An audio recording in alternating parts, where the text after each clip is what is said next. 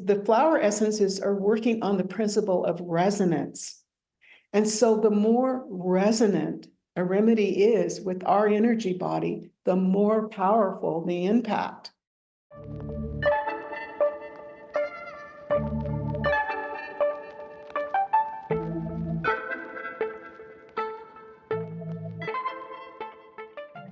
Welcome to the Field Dynamics podcast. We're here to facilitate inspiring dialogues about the nature of consciousness across disciplines, communities, and practitioners, all with a holistic perspective.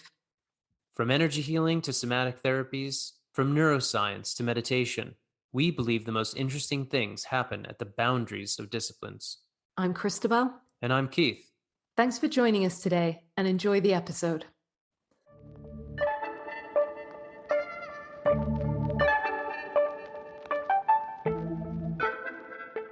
Hello, and welcome to this episode of the Field Dynamics podcast. Today, we are joined by Patricia Kaminski.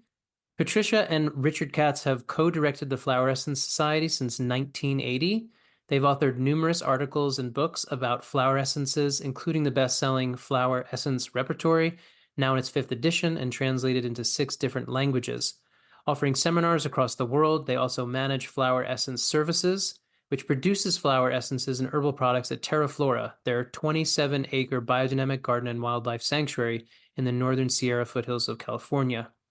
Patricia was raised on a prairie farm in Nebraska. At the University of Nebraska, she helped design and majored in the first Women's Studies program and helped found a unique counseling center for women students. Patricia first discovered the remarkable effectiveness of English flower remedies in helping children with learning problems such as dyslexia and in a counseling program for juvenile offenders. She has studied widely in the fields of teaching, healing, and plant medicine, including Waldorf education and Goethean plant science. She has also authored Flowers That Heal, which describes the fundamental principles of flower essence therapy.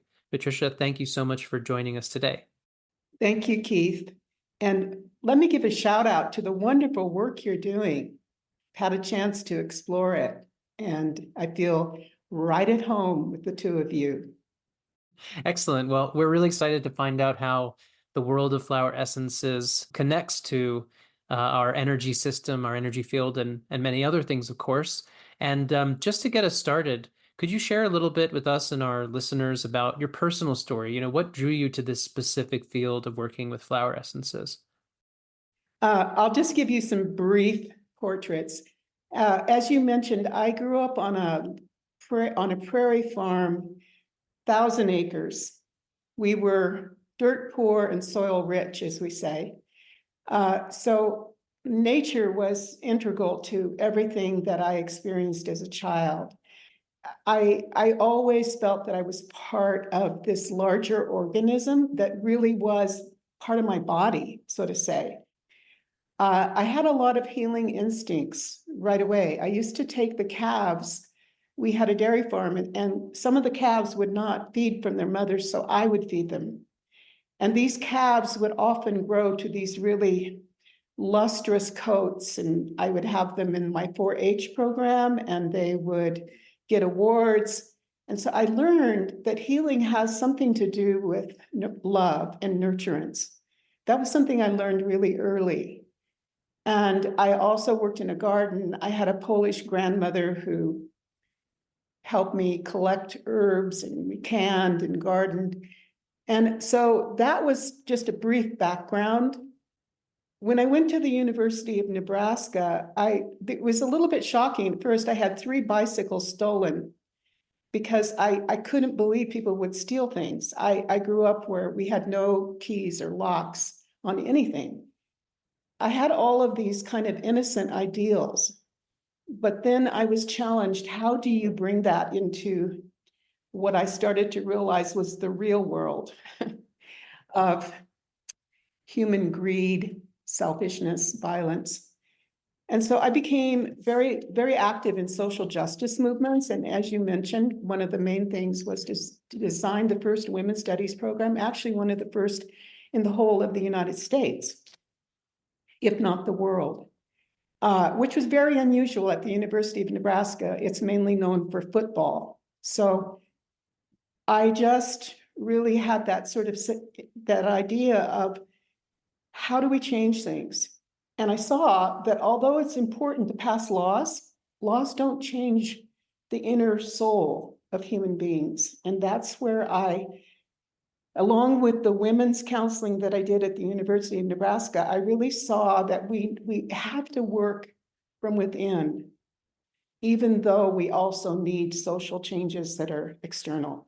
So then that's just kind of a general background, but how I discovered the flower essences is I had something of a spiritual opening in 1976 in my garden, which I won't go into in a lot of detail. It's just to say that it really turned my world inside out, and I would say upside down, in the sense that I then joined a spiritual community, but then I realized that this community was completely wrong. It wasn't, again, my ideals are always a little higher than what I can go into the world with rose-colored glasses, so to say. So I then had to struggle to get out of this community. And I know that many people have experienced that.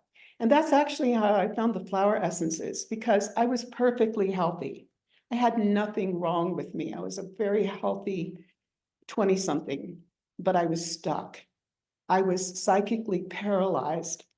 So I had to struggle really all alone. These Bach flowers, I had to actually fast for 2 weeks. Gandhi says fasting creates morality, and it does. It really strengthens your soul to pray and fast. I sent for these remedies and I started taking them, and nothing changed on the outside, but on the inside, I had this feeling like, I'll just leave this community. And that's what I did. It sounds really simple because I was never locked in a dungeon or any sort of draconian thing, but I simply did not have the moral courage. Fear filled my soul. And also the inundation of other people's power filled my soul. And so what I learned was to be me. There's a saying, I think it's be yourself. Everybody else is already taken. And that's kind of what I needed to learn. Once I found these flower essences, something really magical happened. I was taking care of the gardens and the children in this community. And I said, well, I'm coming here to water these plants. Well, what happened is that this thunderstorm, I'm living in the desert, this thunderstorm breaks out. And as I actually leave, there was this large rainbow in the sky. And I really, the Native Americans say that whenever you see a rainbow, somebody's soul is being born. Now, I don't want to sound narcissistic because there's never been another rainbow that I felt that. But when I saw that rainbow, I thought, this is my soul being born. I really knew it was. And so then I said, I need to dedicate my life to this work with the flowers and help other people. And so that became my finding Richard, who was already doing this work a bit.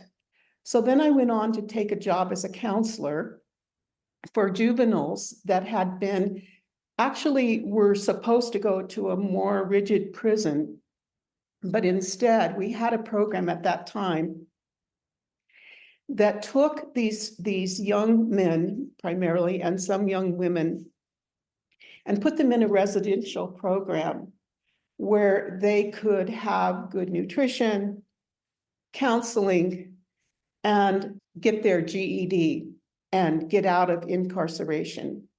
And it was in that prison that I got permission from off label from one of my supervisors to use the remedies. And we just saw remarkable results with these very hardened young men who had already been a part of violence in many ways, and who were able to start to find again their souls, their own individual autonomy and moral courage to be human.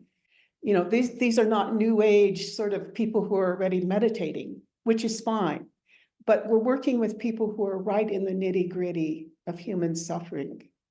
And so I saw that these tiny little flowers had this kind of capacity. I love this juxtaposition immediately we're coming to of this sort of masculine, more hardened energy, right? And then the potency of the flower essences, because there's this big misconception often of flower essences as being this very soft, floaty, remedy. And I think that the more we delve into this in this conversation, we're going to see that's absolutely not the case. I want to backtrack a little bit for the sake of our listeners. We've heard a wonderful potted history there of yours. And to help this conversation flow smoothly, I wonder if we can share a little bit of the history of flower essences before we delve more deeply into their healing benefits.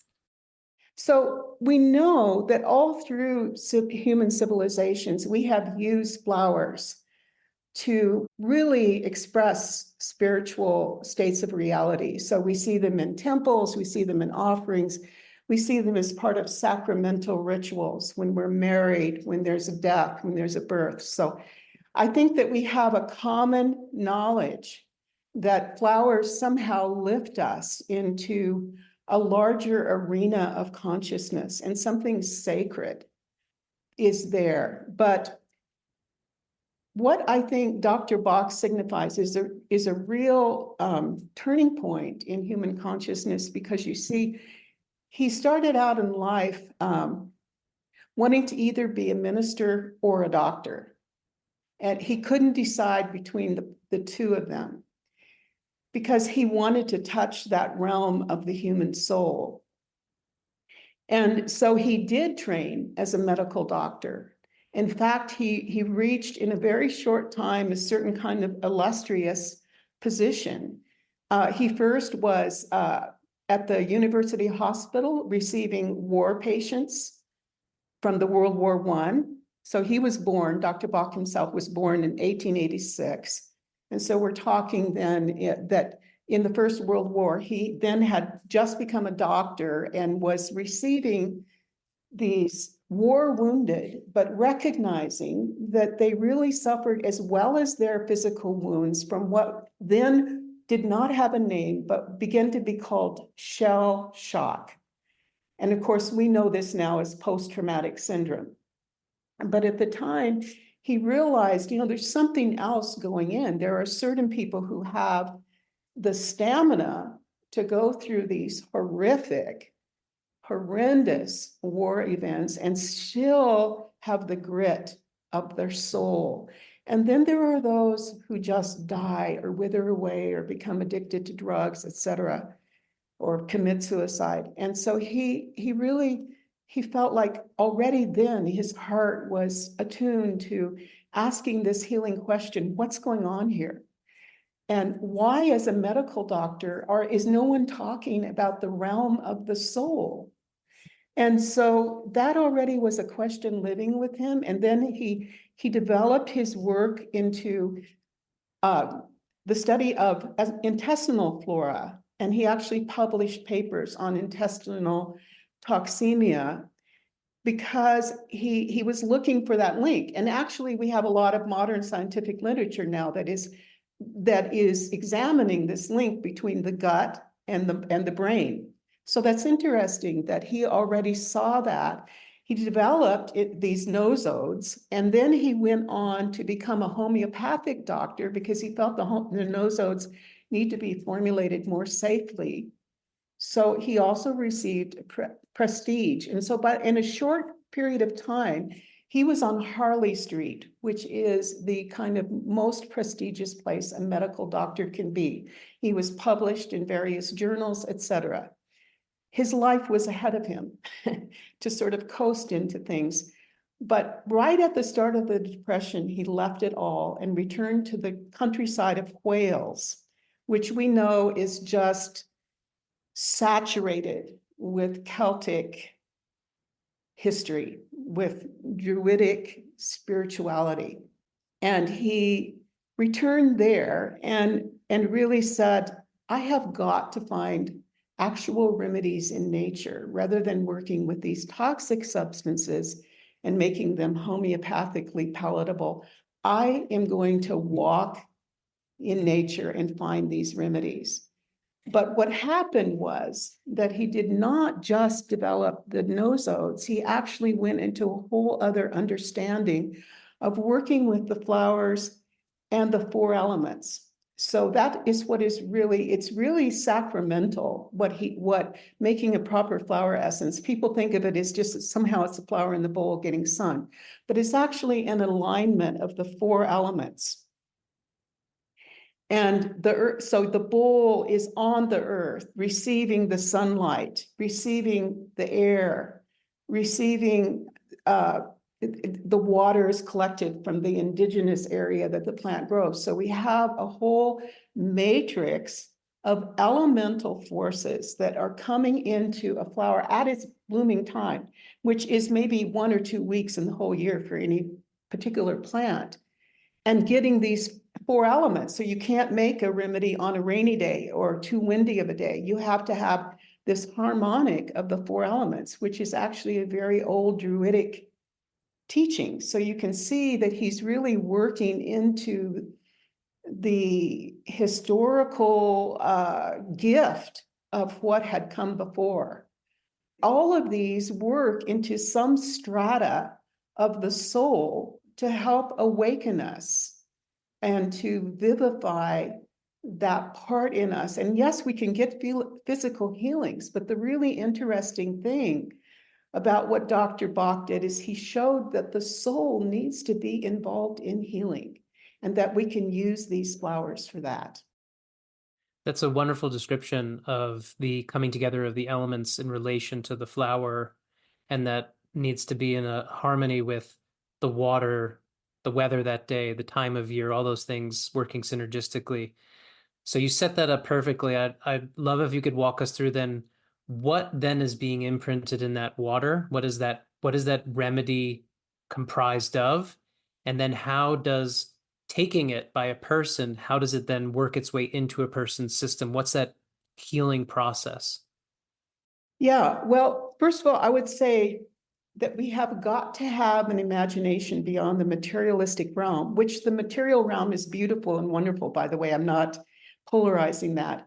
But I'm saying that as long as we only have a material construct for what happens in nature, we won't get very far. So what we need to understand is that the plant lives literally between the sun and the earth. I'd like to use, if I may, the prowess of a poet to describe this. One of my favorite poets is Rilke, and here's what he says about a flower. He says, flexed muscle of infinite receptivity. He said, here in the quiet blossom of the star is actually a flexed muscle of infinite receptivity. You, saying the flower, the firmness and fortitude of many worlds. So he looks at me, then he looks at the human being and he says, we are violent, we stay around longer. But when, in which of our lives will we finally open up and become receptive? So this is the thing here in the material world, and the iconic picture, if you take a flower and you have this, when I was coming of age, this picture of the gun, and this hippie little child goes up and puts a flower in the gun. Well, who's going to win? Here in the material world as we know it, power wins. The gun will win. The gun will blast the flower to smithereens. But the flower is actually connected to other higher dimensions of real force and strength that we as human beings need to wake up to. And this is really what is captured in the flower essences. By making them in this exquisite way, we open up into what is called the life realm of nature. And then there are even higher levels. These levels have been outlined by many spiritual traditions, the different, subtle levels of reality. But what Dr. Bach did is find a way in which to make these remedies so that they can capture that. So what I would say is they capture the pattern, the kind of archetypal patterns of creation. In Genesis, it says, and God created the world and saw that it was good. Saw that it was good. Meaning that everything really in creation was meant to have a kind of quality, a moral signature, a healing aspect. And we can feel this in general when we go out in nature, but then to create a medicine that has the specificity, the articulation of a particular pattern. This is what Bach was able to do with the work in which we continue to do. And so we know that not just as a theory, so that really our work then is to take this, as Dr. Bach also did, into actual clinical work. And that's why for me, the nitty-gritty work, the humanitarian outreach, we can work in all kind of different arenas, but what we're really doing is not just saying, okay, that's a nice theory. This is, here we are with an ascended view of the flowers. No, it really then goes into the actual healing work, casework, tracking research, being in situations where we can take these remedies, as Dr. Bach did in the Great Depression. So you've outlined this scenario where we have flower essences essentially as vibrational medicine, where the energetic signature of the flower essence, and that varies essence to essence, remedy to remedy, is resonating with these higher dimensional planes, as you describe them, or we might refer to it as the subtle energy field mapped, as you say, in various traditions, and something we work with very closely in field dynamics to help promote not only in some instances physical, but also emotional and spiritual healing. Yes. If I might just say, I also want to place this in the context of our time, because, while we have this rich history in human evolution of wisdom, we also have where are we going? And I do want to say that Dr. Bach's work is also thoroughly modern, as well as all of these ancient antecedents that it has. Why do I say that? If we look in modern time at the field of psychotherapy, we have work that has never been done before, such as the work of Carl Jung to take the archetypal language of the human soul, or the work of Asa Jolie to work on the psychosynthesis, all of these parts of the human soul. So we have in our time, and one of the great initiates of our time, Rudolf Steiner called this the age of the consciousness soul, which means that we are to become more articulate in our language of the soul, in the specificity of what we see. So one of the real contributions of what flower essences are now is that while we might have a generalized idea that flowers are wonderful and a generalized ritual use of them, we now have, through the kind of research we're doing and through the kind of case work we're doing, a more articulate language of each flower and an actual stage of consciousness. Eskimos, for instance, have all these words for snow, but we have any number of different remedies for fear or for anger or for low self-esteem. So we are actually growing. This is the modern contribution of flower essences into a language of ever greater articulation of the tools of the psyche, of the soul, to see ourselves and to name and to claim who we are. For some people, they're going to be very new to this, right? So how is it that we say we go from a white chestnut or a snapdragon or a chaparral, and we come to a conclusive thematic or list of attributes, we could say whilst in balance or out of balance, so that as a practitioner, it can be said, this remedy is useful for this. What is that sort of stepping stone? Okay, so there are actually two answers to that question, and I'm going to give you a quick idea, and then you can tell me which way you want to go, or we can go both ways. The first is that our research is all about studying plants. And so we're not only just studying the chemical composition or whatever, even herbalism still doesn't really do what we've needed to do, which is to live into the signatures of these plants. And we actually have what are called 12 windows of plant perception that we continuously weave to work into these plants. We're not doing trans-channeling. We're actually becoming more acutely conscious of plants and their qualities in nature and in their matrix in nature. So that's one area of research.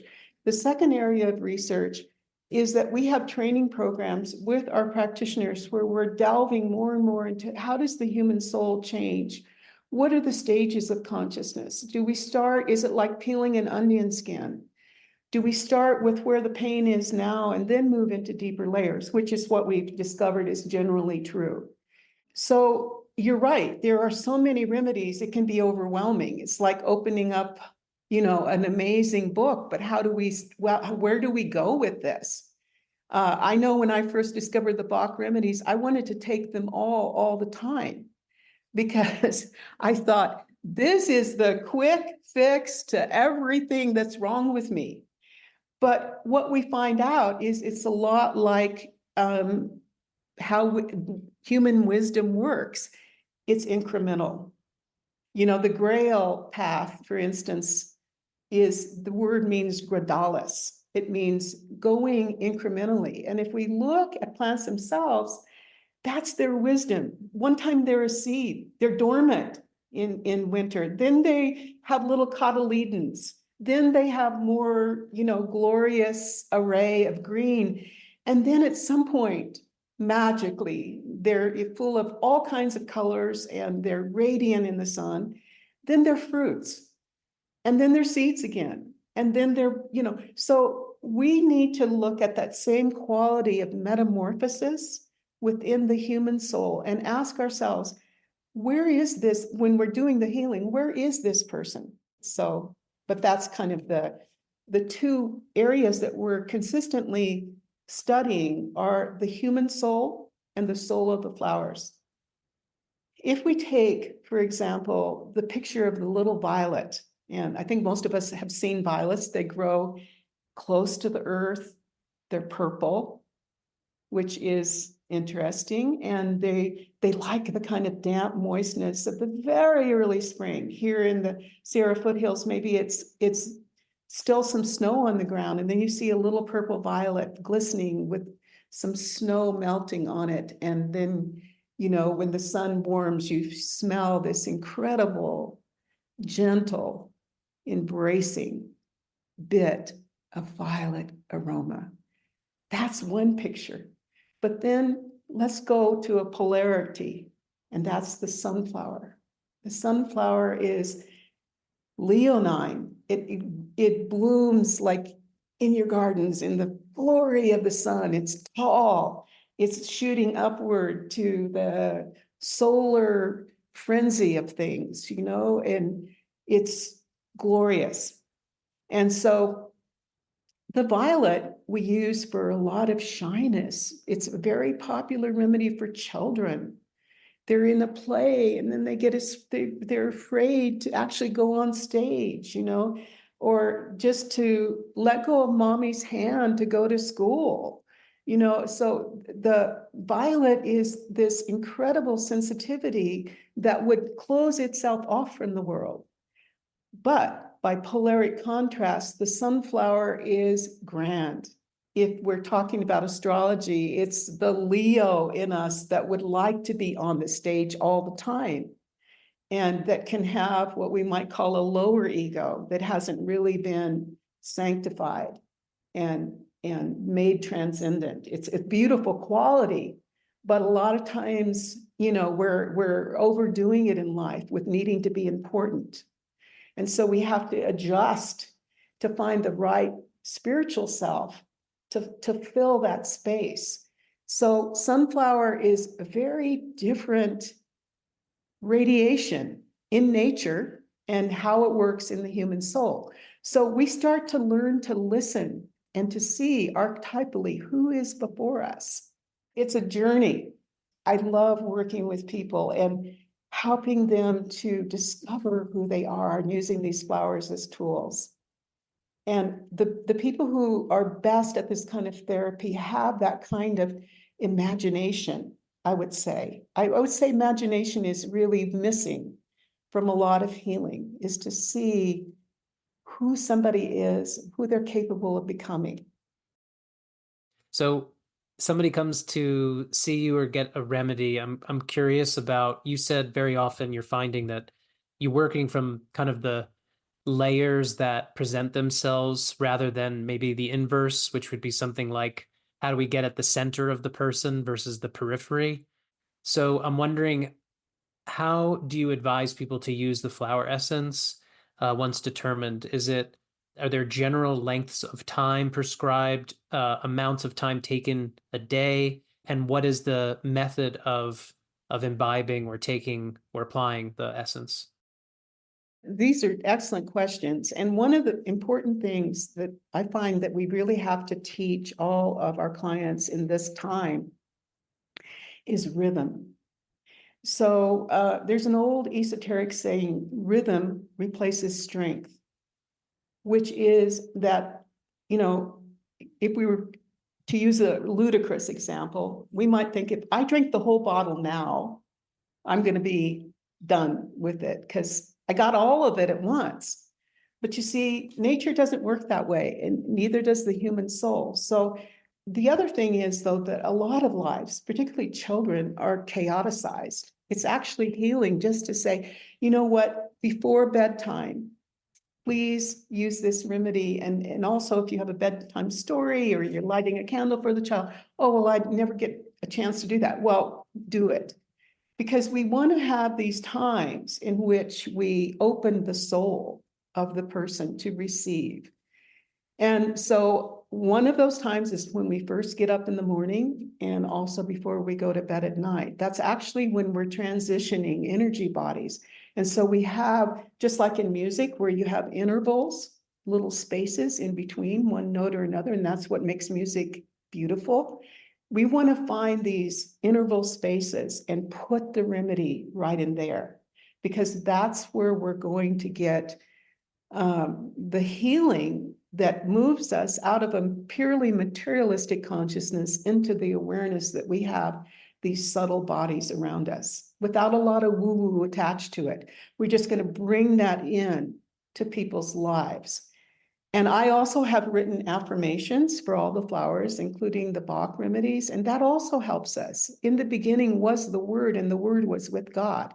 Actually, it also says in Genesis, God spoke and there was light. God spoke and the seas were parted. So word is really important. And I'll also work with clients to bring words, their own words, into this. I will find the courage today to speak to my boss. We want to bring what we can of the soul into this when it's possible. It's not always possible. But that's how I work with clients. And now let me just to ground this so that you can get a practical idea. For example, I once had a client who came, she was a mom, and she had a somewhat traumatic childhood. And she said, I will never be I will do everything to not be my mom. And that worked until she had 2 kids under the age of 5 that were screaming every other minute. Pretty soon she's screaming at the kids and she's like, I have become my mom. One of the first things that I want to do is give her some remedies just to settle her soul to be a little more calm and objective. But I can tell that the really deep healing there is going to be when we can go into the mom stuff. And that involved forgiving her mom. That involves seeing why her mom was that way because of her mom. You see, a lot of this is generational. But that's a journey of self-care and self-love. And it's also the journey of a healer to have enough love to help the client get there. You can't do it right away. And sometimes you have to if somebody's in full-blown crisis. But generally speaking, what we want to do is, first of all, calm the immediate situation being presented. So she started to take a remedy, we call that scarlet monkey flower. And scarlet monkey flower is an interesting remedy for anger. It's not the full-blown hot and heavy passionate anger. We use that a lot for people who are trying to keep a lid.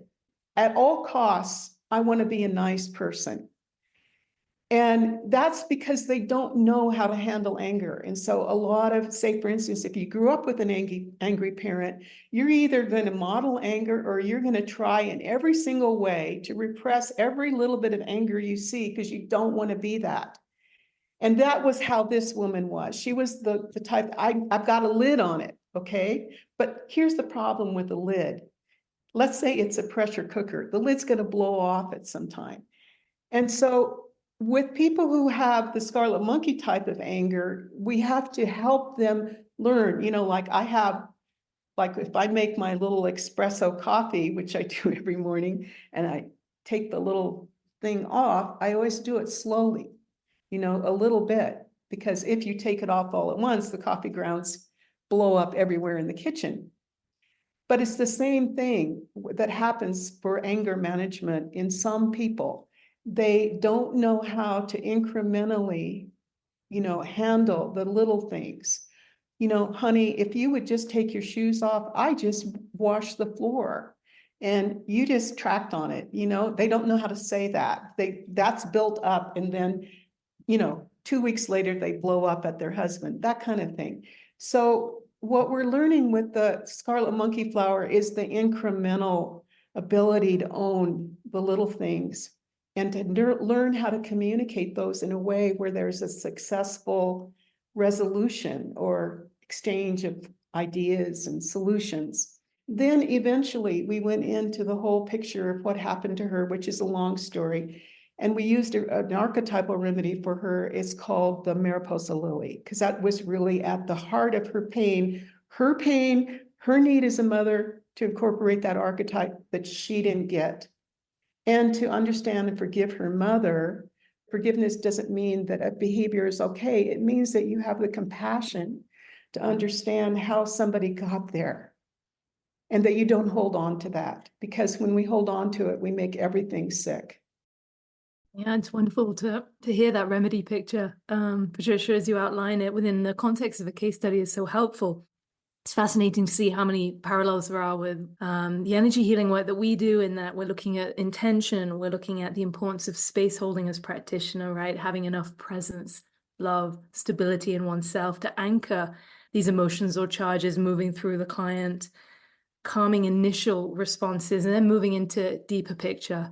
So, what could be ancestral, what could be transpersonal, or what's been learned and passed down. So it's wonderful to hear you talk about that so eloquently.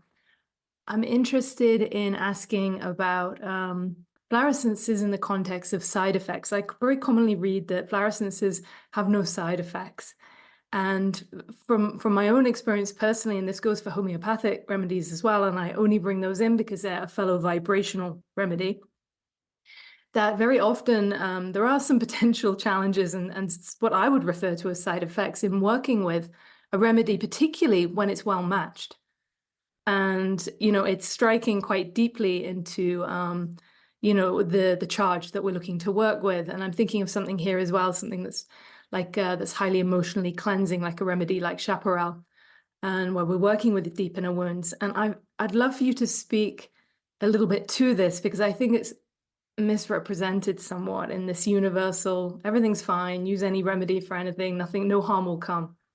I agree with you. And yet again, we have to develop another paradigm of understanding what we're seeing. So let me give you some quick examples.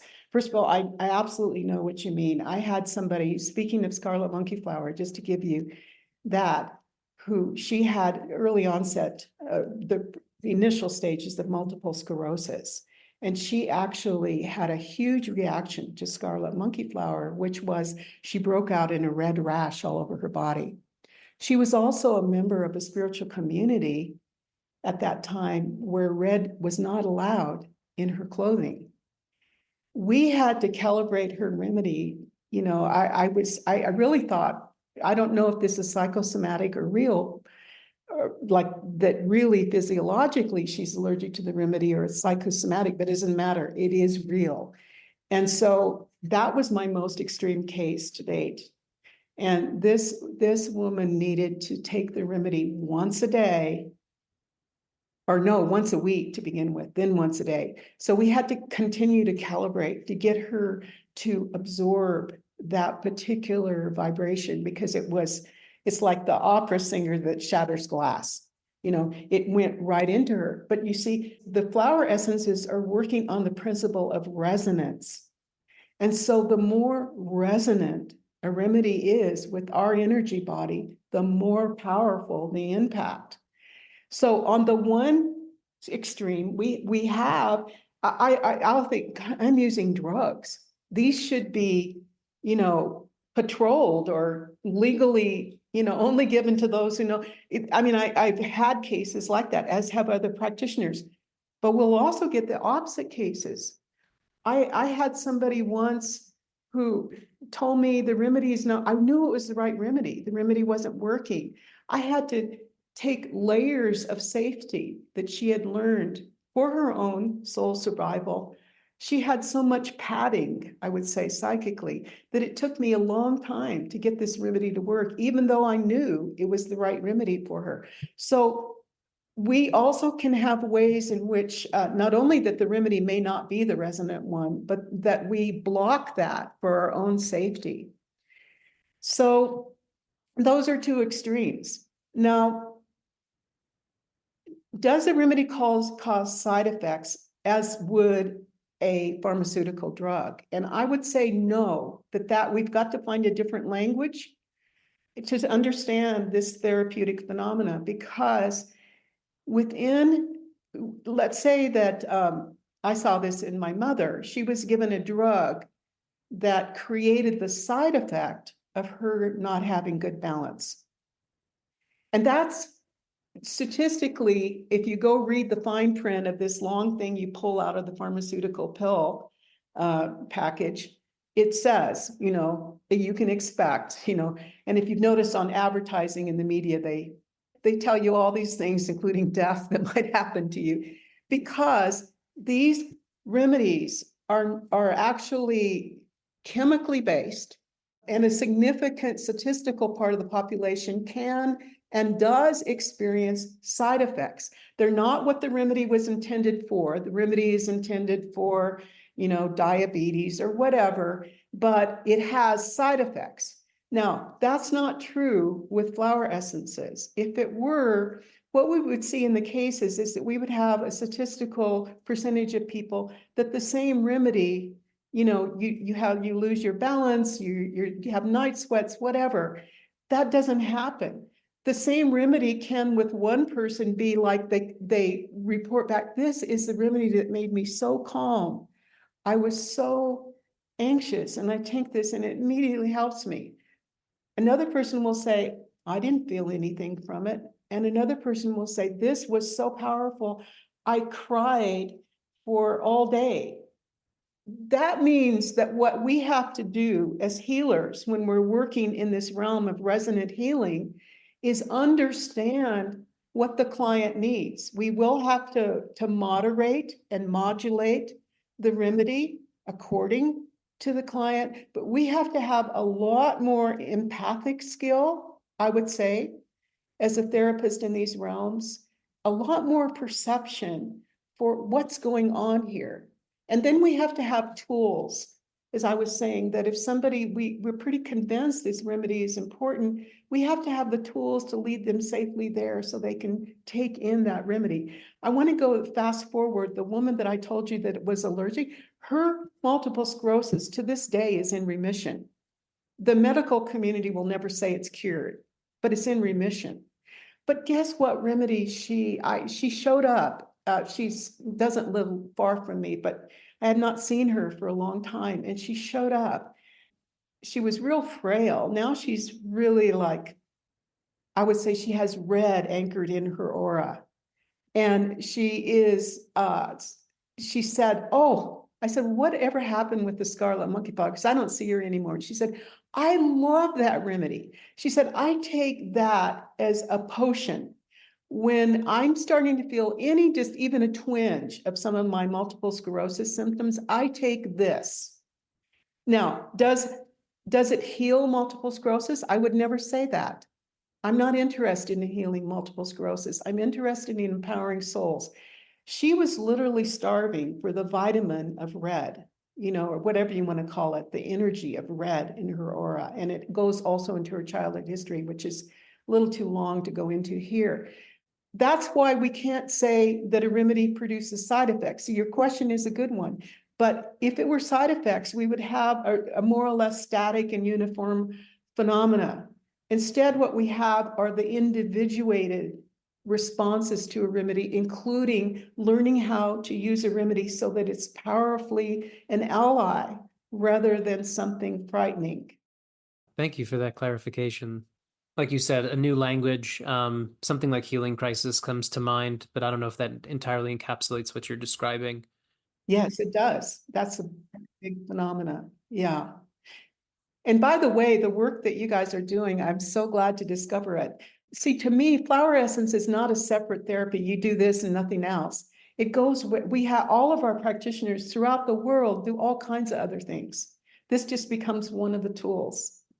Yes, and we see a wonderful kinship with things of a vibrational essence nature, whether they be flower remedies or like crystal essences, for instance, right? You can essentialize or extract, like in homeopathy, you can extract a quality at a subtle energy level from just about anything.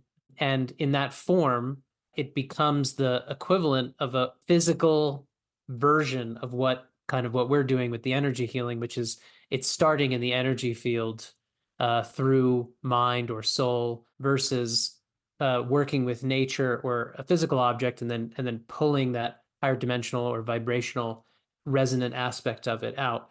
And so there's a wonderful kinship between the two.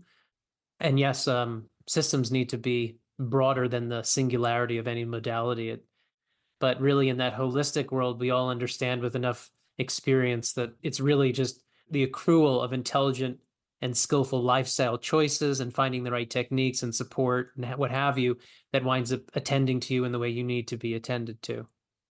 Yes, in fact, one of the things just more recently in the last couple of years that I use are tuning forks with crystals. I love it when my clients will do it, and I do this for myself every morning as part of my ritual. I will do a tuning fork to open up my higher frequencies and then take the remedy. And it's amazing. I can really tell that just that little bit of opening allows even more spaciousness for the remedy to come into. And so I'm now, for instance, I could give you many other examples. Color therapy is huge. I have a whole course I teach on that because the colors of the flowers are really part of the language of color, which is exciting. So there are so many different ways that flower essences dovetail with all of these other therapies. And really, they all belong to a larger umbrella of what I would call energy and soul healing, which is where we're headed in humanity. Just feeling into that as you're sharing. So many possibilities. We often ask practitioners when we have them on the show what their favorite something is, right? So in your instance, I have to ask, are there some all-time favorite essences of yours? I know it's a broad directory and there's a lot of things to be applied to different areas. Or another way of phrasing this answer as you wish is, are there any lesser known essences that you're just very passionate about that you deserve more attention?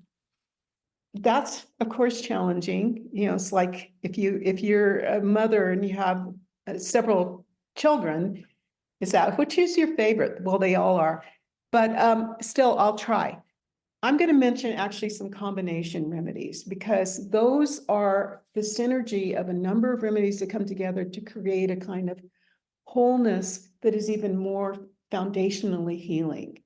And so that's something that we have also addressed in our research work, is to create certain formulas. And those are the ones, by the way, that go out into the humanitarian work and into really core, just foundational healing work. So the first of those is the one that Dr. Bach brought into the world. It's called Rescue Remedy or 5-flower. And that, I can't tell you how many people have addressed issues like blood pressure, heart palpitations, anxiety, just just having that in their purse or their car. Oh, and also rescue work, healing an animal that's, birds fly in your window, or, I've had reports of people that have been in a car accident and you have the rescue remedy there. It's just an important, ubiquitous, universal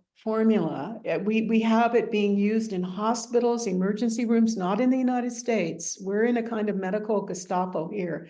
But say, for instance, in Brazil, in Chile, in many different places on the planet, this is part of the emergency room arsenal. Because just think all the blaring sirens, we don't know how to do healing yet. We do all these things that actually create more agitation. 5-flower, it's called, or rescue remedy, depending on the branding. But that's the one that I would say everybody needs to know about that. We've had the most hardened skeptics who just that one, they said, well, maybe there's something to this. The other one is called YES, and that's Yarrow Environmental Solution. So YES. That one was originally developed during the Chernobyl incident with the nuclear radiation. We developed that for the European practitioners who were getting all this drift. But we came to realize that it's good for all kinds of environmental toxins, including radiation or these intense electromagnetic fields that we're in. And there've actually been, we've had studies done on this remedy, including fluorescent light agitation, that kind of thing.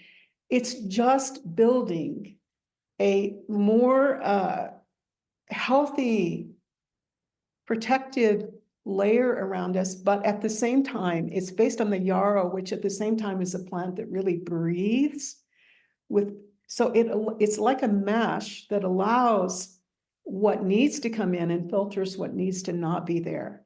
So that's the Yarrow Environmental Solution, which actually has a number of other remedies, echinacea and arnica in it, that all work to really provide this stabilization of the human body-soul matrix that is under such assault. We all know this, it's huge.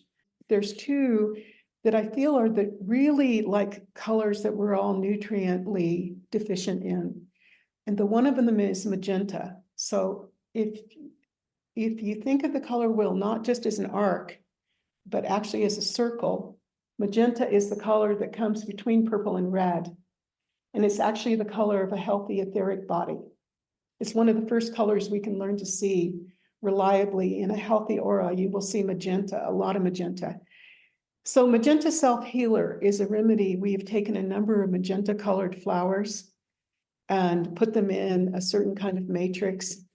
And that remedy is so helpful for just helping us learn self-healing. Self-heal is one of the flowers, but that had an old time, that name comes from way back, because this remedy helps us to tune into what we need. There's like 100 diets out there, and I don't want to argue with the 100 people that follow those diets, but one of them is probably the one for me.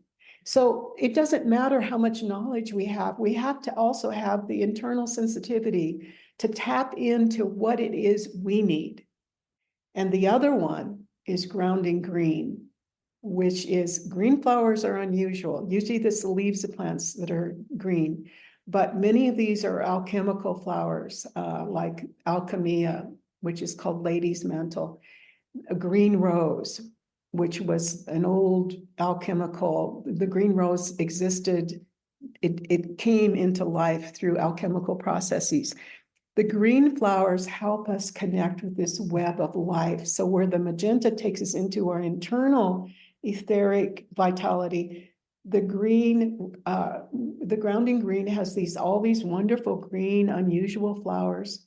I love grounding green because if we're going to at all, we can pass every law we want to save this planet. If we don't feel that the earth is a living being and that we live inside her body, we won't ever really change who we are. It's not that we can't have technology and evolve, but we need to evolve in a way that helps us remember we live at the virtue of, at the pleasure of, inside of another great being, and she's called the planet Earth. And this is the consciousness that we really also need to have in small ways. I'm so filled with love and joy for all of the remedies, but those would be my top 4. They're all formulas because they can go more quickly and harmoniously into a whole large parts of our populations. Where we like to go at the end of interviews is to ask what you're currently working on or what your kind of future ambitions are. So we're wondering if you would fill us in on, what's your current passion or projects that you're working on that you'd like to share. Well, I do a lot of pro bono counseling all through the world. So for instance, right now we're working with Ukrainian doctors and helping children that are experiencing the horrible trauma and stress of war. And we have a remedy called kindergarten or kindergarten that we use. That's one of the main ones. But I would say that, I'm involved in a number of these projects. I just serve as kind of a coach to help people, to listen, to encourage. We also have, I do a lot of research to try and get at what in homeopathy is called the miasmic conditions of humanity. One of it's not new to me. We've been researching it for a long time, but we're now finally unveiling it to the world. It's called Ancestry Align, which is a remedy that is so much of what is feeding our wars and is feeding the pain that we carry, is the pain of ancestry. There's also gifts, but so I'm Jewish and you're a Muslim, and how do we heal this? These generational karmas, I would say, they go beyond the particular individuality that we have, and yet they fill and affect our own individuality. So that's a big part of the research. And we now have, for instance, we just went into Armenia. We have a doctor that is able to get in there. It's very difficult to get into Armenia right now. And this is one of the big remedies that she is using, Ancestry Align. That's really such big work. And the other big work that I feel is really important is hospice work, because we're all afraid of dying. There are those who know they're going to die, and it's hard because they don't have the tools to understand that they're going to unfold into a life of soul. They have only the material construct. So those would be some of my main research projects right now. They're just these big questions of how are we going to continue to heal humanity? On the one hand, we have more and more tools, but we're in the underground, so to say. For me personally, I need to keep trying to provide tools to get into these larger layers of density and human need. Valuable projects you're outlining there, really important service work to others. So thank you for sharing some details. To direct people to flowersociety.org and fesflowers.com, fesflowers.com, which are the domains in which people can connect with yourself and Richard and your work with the Flower Essences Society, and of course the wonderful products of flower essences that you provide. We'd like to thank you for your time. I think we could foresee 4 or 5 or half a dozen episodes with you, detailing all the incredible work that's done with the flower essences. Thank you for sharing just a little today. It's been really educational. Well, thank you. This is just a joy for me, and I love speaking with the two of you because it's really easy. I know that you understand the language, and so I want to as well, say namaste to the two of you and to salute your work and to wish it well. Thanks for listening to the episode. What really supports the podcast is providing a rating and review of the show on your preferred listening platform. This helps us get the message out to a wider audience. If the topics we discussed today appeal to you, do take a moment to subscribe. Lastly, we invite you to check out our website, fielddynamicshealing.com, to learn about our training programs, private session work, and to see how we're setting the standard in contemporary energy healing. Many thanks, and see you next time.